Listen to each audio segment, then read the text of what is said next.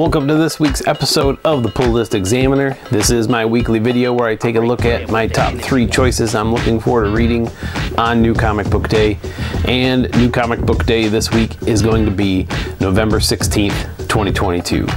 We are getting close to the end of 2022, and there have been a lot of good books that have come out this year. This week is a pretty average sized pull list, and let's take a look at the top 3 picks that I'm looking forward to reading going into this week. Starting off this week with number 3 is going to be Junkyard Joe issue number 2 by Image Comics. This is put out by Gary Frank on the art with Jeff Johns, a prolific writer, on the writing. And this character, Junkyard Joe, appears to be tied to the Geigerverse, even though the first issue didn't really have any ties yet.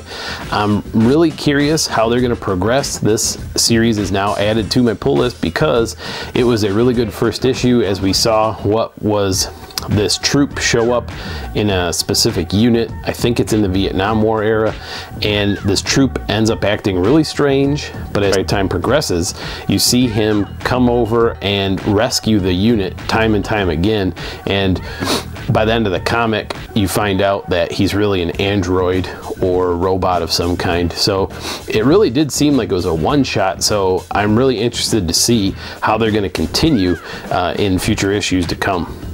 Coming in at number 2 this week is going to be Star Wars Hidden Empire issue number 1.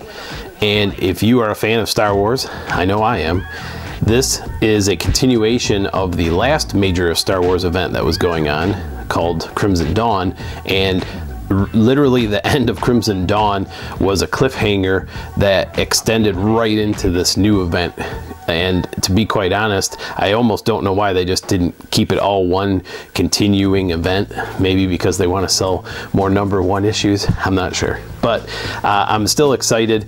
To be quite honest right now, if you haven't been watching Andor over on Disney Plus, I highly recommend it.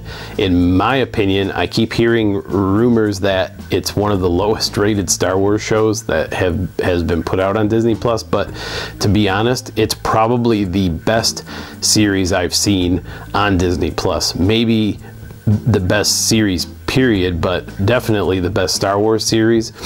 I am a huge Mandalorian fan, and I think just the realism that's tied up in this show gives it a slight edge. I don't know, it's just been a great series. So I'm kind of on my Star Wars high right now with the TV show Andor continuing on, and I'm just excited to see this new series come out. And coming in at number 1 this week is Nightwing issue number 98.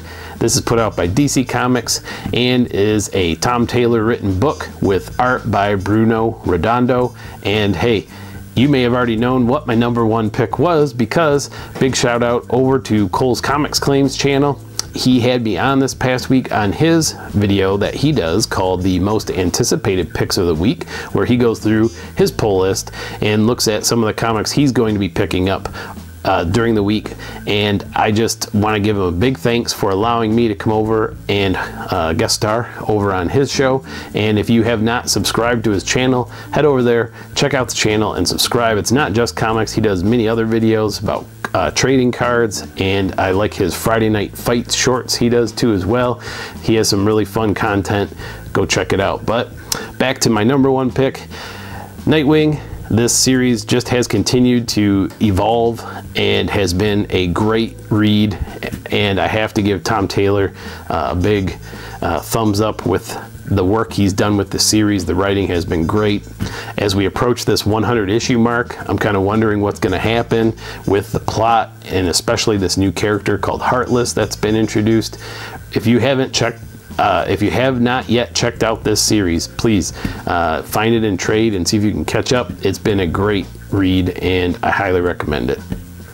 I actually decided not to pick up a title for my pull list and wanted to share on my segment called Drop It Like It's Cold. And here we go. We had Batman Incorporated, yet another Batman title that got released, and I end up buying most of the number 1s because I want to check it out see if it's something that's worth reading.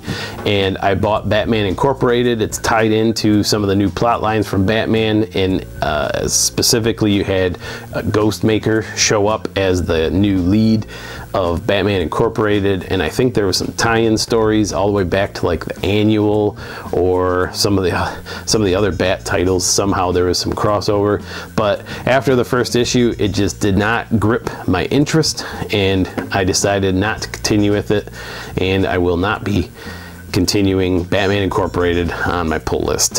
Thanks again for watching this week's episode of the Pull List Examiner. You can find my full pull list in the description of the video below. Before I wrap up, I just wanted to mention that this week we lost the voice actor Kevin Conroy, who to me in my childhood, he is the voice of Batman, and I grew up watching Batman the Animated Series every single day.